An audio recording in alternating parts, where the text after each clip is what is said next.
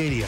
Entramos en el debate de la semana, en realidad. Si dejamos por un momento de lado el premio Nobel de Mario Vargas Llosa, el tema que centra la atención de la opinión pública, de nosotros por supuesto, es este fallo del Tribunal Constitucional que prohíbe a los medios de comunicación la difusión de audios interceptados, de chuponeos telefónicos.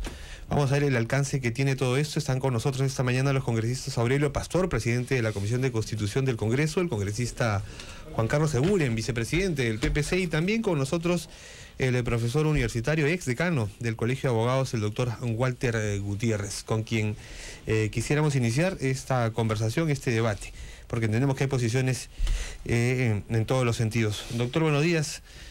Buenos días. ¿Cómo tomar esta sentencia, este fallo del Tribunal Constitucional en sus dos ámbitos? En el primero, en lo formal, porque se decía que el Tribunal Constitucional no podía legislar de manera positiva, es decir, emitir normas.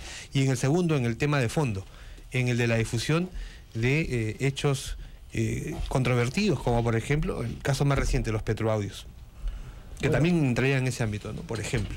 Claro, bueno, en realidad es una sentencia especialmente preocupante. Técnicamente, desde mi punto de vista, deficiente. Porque, en primer lugar, violenta no solamente la lógica de la Constitución, sino estándares internacionales en materia de libertad de expresión. Voy a mencionar 4 estándares internacionales que esta sentencia se trae abajo. En primer lugar, tiene usted el estándar de responsabilidades ulteriores. ¿Eso qué significa? Significa que el diseño de legislación en materia de libertad de expresión y en materia de derecho a la información está a las responsabilidades posteriores, si hay excesos, si es que en el ejercicio de la libertad de expresión algún periodista, digamos, comete o infringe alguna norma o violenta la privacidad. Luego tiene usted la prohibición de la censura previa, que también está alojado en la Constitución, no solamente es un estándar internacional. Esta es una de las pocas prohibiciones que literalmente está en la Constitución. Y esta sentencia, de alguna manera, insinúa en su inciso 22 o 23 que no es necesario cumplir esta regla de la censura previa. Está prohibida la censura previa. El cuarto estándar es el de mayor umbral de tolerancia. Y esto es recurrente y reiterado en la jurisprudencia internacional. ¿Qué significa mayor umbral de tolerancia? Los funcionarios públicos, los hombres públicos, a diferencia de quienes no tienen esta vocación o actuación, deben ser más flexibles en su privacidad y en su intimidad, deben ser más tolerantes, por eso se llama mayor umbral de tolerancia. Y en ese sentido, sí se admite que la prensa pudiera inmiscuirse en temas que para otros pueden ser privados, pero para ellos no lo son por razones de transparencia. Y por último, hay otro estándar que además tiene un consenso importante en la jurisprudencia internacional, que es el de la descriminalización de las conductas de la prensa. ¿La prensa puede cometer excesos? Desde luego que podría cometerlos, pero la tendencia es a descriminalizar esas conductas y más bien plantear las responsabilidades por daños y no criminalizar o penal. Estos 4 estándares son violentados por esta sentencia. Rompe la lógica de la Constitución y rompe la lógica de estos estándares internacionales.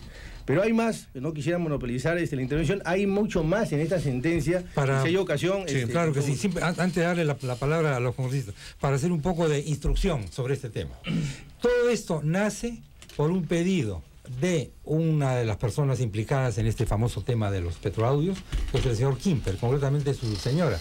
Sí, es un habeas corpus. Es un habeas corpus. Y la sentencia que emite el tribunal dice en su parte considerativa que no se puede abrir instrucción a base de pruebas prohibidas, como es este caso, ¿verdad?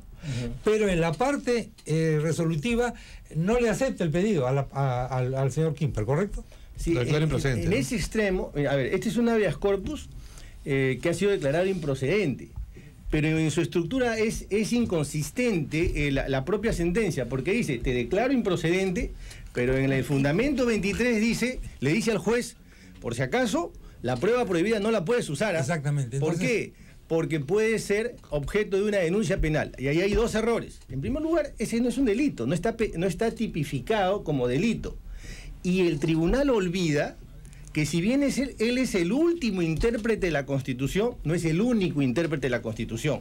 También lo son los jueces. Los jueces en su respectiva instancia son defensores e intérpretes de los derechos fundamentales, de manera que deben desoír ese considerando fundamento 23.